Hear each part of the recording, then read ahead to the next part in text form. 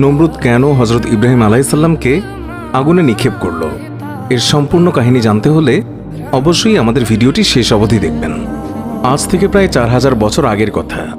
নমরুদীয় ইরাকের উর নগরীতে জন্ম হয় এক শিশুর। একদিন সেই শিশুই হন কালের সাক্ষী এক অনন্য মহাপুরুষ, যার বাবা আজর ছিলেন একজন মূর্তি তৈরির কারিগর। ছেলে জন্ম হওয়াতে তার বাবা দারুণ খুশি। তিনি ভাবেন, আমার পরে আমার এই ছেলেই হবে ধর্মীয় পুরোহিত, নিজ হাতে সেই দেবতা বানাবে, সে রক্ষা করবে আমাদের ধর্মীয় ঐতিহ্য। কিন্তু আল্লাহ রাব্বুল আলামিনের পরিকল্পনা সে তো ভিন্নই ছিল। তিনি ইব্রাহিম আলাইসাল্লামকে দিয়ে মূর্তি ভাঙার পরিকল্পনা করেন। আল্লাহর পরিকল্পনা অনুযায়ী ইব্রাহিম আলাইসাল্লাম তিনি ধীরে ধীরে বড় হতে থাকেন। ইব্রাহিম আলাইসাল্লামকে তিনি নিজ ভাণ্ডার থেকে দান করেন অগাধ জ্ঞান, বুদ্ধি আর দূরদৃষ্টি, কারণ তিনি তো তাকে নবী বানাবেন। তিনি তাকে তো বিরাট এক নেতৃত্বের আসনে বসাবেন। তাই ছোটবেলা থেকেই তার জ্ঞান বুদ্ধি দ্রুত বৃদ্ধি পেতে থাকে। কিশোর বয়স থেকে ইব্রাহিম আলাইসাল্লাম সবকিছু যুক্তি দিয়ে বোঝার চেষ্টা করতে থাকেন। ইব্রাহিম আলাইসাল্লাম ভাবেন, নিজের হাতে মূর্তি বানিয়ে সেগুলোকে খোদা মানা তো বিরাট বোকামি। বাবা, আপনি কি মূর্তিকে খোদা মানেন?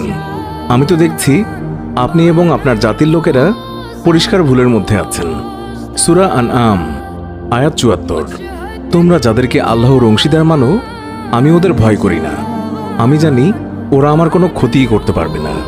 ইব্রাহিম আলাইসাল্লাম তার বাবাকে আরও বললেন, বাবা, আপনি কেন সেই সব জিনিসের ইবাদত করেন যেগুলো কানে শুনে না, চোখে দেখে না, আর আপনার কোনো উপকারও করতে পারে না? জবাবে ইব্রাহিম আলাইসাল্লামের পিতা বললেন, ইব্রাহিম, তুমি কি আমার খোদার থেকে দূরে সরে গেলে? শোনো, এই পথ থেকে ফেরত না এলে আমি তোমাকে পাথর মেরে হত্যা করব। সূরা মারিয়াম আয়াত ৪৬। একদিন সব লোক এক ধর্মীয় উৎসবে যোগ দিতে চলে গেল। এই সুযোগে ইব্রাহিম আলাইসাল্লাম তাদের ঠাকুর ঘরে এলেন। দেখলেন সারি সারি দাঁড়িয়ে আছে ওদের মূর্তি দেবতাগুলো। ওদের সামনে রয়েছে বিভিন্ন দামি খাবার। ইব্রাহিম আলাইসাল্লাম ওদের বললেন, তোমাদের কি হয়েছে? এইসব স্বাদের জিনিস কেন খাও না? কি হলো, কেন কথা বলছো না? এরপর তিনি মূর্তিগুলোকে আঘাত করে ভেঙে ফেললেন, কিন্তু ঠাকুর দেবতাকে ভাঙলেন না, ওকে ওর জায়গায় রেখে দিলেন। উৎসব শেষে লোকেরা ফিরে এলো। দেবতাদের অবস্থা দেখে সবার তো মাথায় হাত। তারা বলাবলি করতে লাগলো, কোন জালিম আমাদের খোদার সাথে এই ব্যবহার করলো। কেউ কেউ বলল, আমরা যুবক ইব্রাহিমকে এদের ব্যাপারে সমালোচনা করতে শুনেছি। সবার সামনে ইব্রাহিম আলাইসাল্লামকে আনা হলো। তারা বলল, ইব্রাহিম, আমাদের খোদার সাথে এই ব্যবহার তুমি কি করেছ? ইব্রাহিম আলাইসাল্লাম ভাবলেন, ওদের খোদাদের অক্ষমতা প্রমাণ করার এটাই সবচেয়ে বড় সুযোগ। তিনি বললেন, নয়তো ওদেরকে জিজ্ঞাসা করুন কে ওদেরকে মেরেছে আর কেই বা ওদেরকে ভেঙেছে। ওই বড়টাকেই বরং জিজ্ঞাসা করুন, সেই ভেঙেছে নাকি। ইব্রাহিম আলাইসাল্লামের কথা শুনে তারা লজ্জিত হলো। মনে মনে ভাবল, আসলে আমরাই তো অন্যায়কারী। তারপর মাথা নত করে তারা বলল, ইব্রাহিম, দেবতাগুলো যে কথা বলতে পারে না তা তো তুমি ভালো করেই জানো।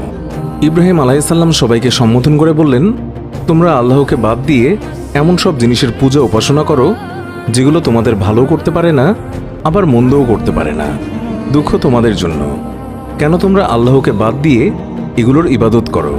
তোমাদের কি একটুও বিবেক বুদ্ধি নেই? এবার তারা ইব্রাহিমকে ঘিরে ফেলল। চারিদিকে হই হট্টগোল শুরু করে দিল। ইব্রাহিম আলাইসাল্লাম জোর গলায় বললেন, তোমরা কি তোমাদের নিজেদের হাতে বানানো এইসব মূর্তির ইবাদত করবে? অথচ তোমাদেরকে তো সৃষ্টি করেছেন আল্লাহ তাআলা। শেষ পর্যন্ত ইব্রাহিম আলাইসাল্লামের বিষয়টি তারা রাজদরবারে তুলল। তাদের রাজা ছিল নমরুদ। অতঃপর ইব্রাহিম আলাইসাল্লামকে নমরুদের সামনে হাজির করা হলো। নমরুদ ইব্রাহিম আলাইসাল্লামকে বললেন, তোমার প্রভু কে? এর জবাবে ইব্রাহিম আলাইসাল্লাম বললেন, আমার প্রভু তিনি, যিনি জীবন ও মৃত্যু দুই দান করেন। এরপর নমরুদ বললেন, আমিও মানুষকে মারতে পারি, আবার জীবিত রাখতে পারি। এরপর নমরুদ মৃত্যুদণ্ডপ্রাপ্ত দুইজন কয়েদিকে এনে একজনকে হত্যা করল, আরেকজনকে ছেড়ে দিল। ইব্রাহিম আলাইসাল্লাম বললেন, আমার আল্লাহ রাব্বুল আলামিন সূর্যকে পূর্ব দিক থেকে ওঠান। তুমি যদি সত্যিই প্রভু হও তবে সূর্যকে পশ্চিম দিক থেকে ওঠাও তো দেখি। সূরা আল বাকারা আয়াত ২৫৮। এভাবেই ইব্রাহিম আলাইসাল্লামের যুক্তির কাছে রাজা প্রজা সবাই পরাস্ত হল। আর ইব্রাহিম আলাইসাল্লামের কাছে পরাজিত হয়ে তারা তার উপরে ক্ষিপ্ত হয়ে উঠল। অন্ধ বর্বরতায় তারা মেতে উঠল। এরপর সিদ্ধান্ত হলো ইব্রাহিম আলাইসাল্লামকে হত্যা করার। কিন্তু তাকে কিভাবে হত্যা করবে?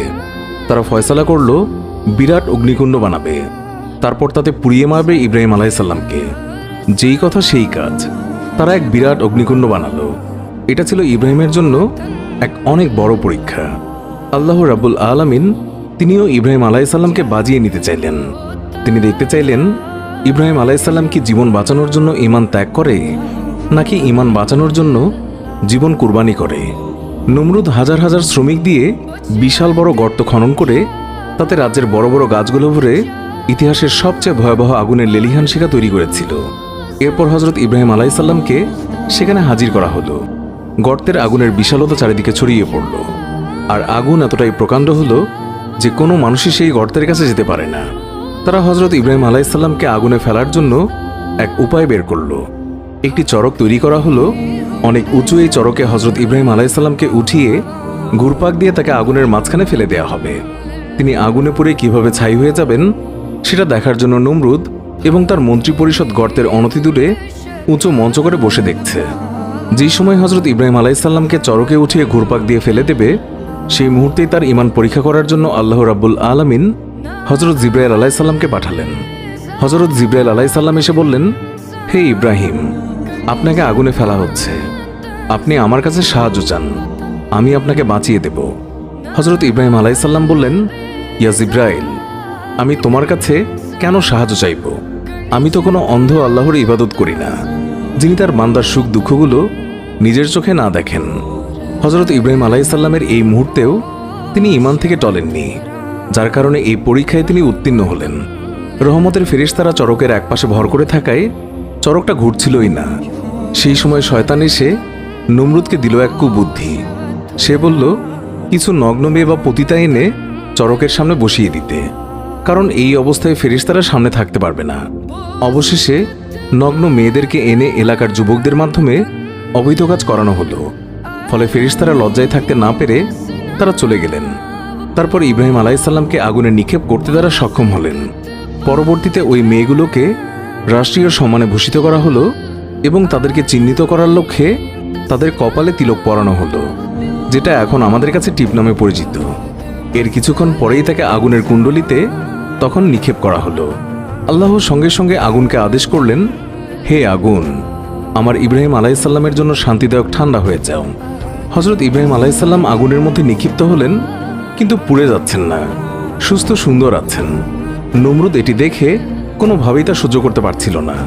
তাই সে আগুনের প্রতি হুঙ্কার ছেড়ে বলল, ওরে আগুন, আমার দুশ্মনকে তুই কেন জ্বালাতে পারিস না?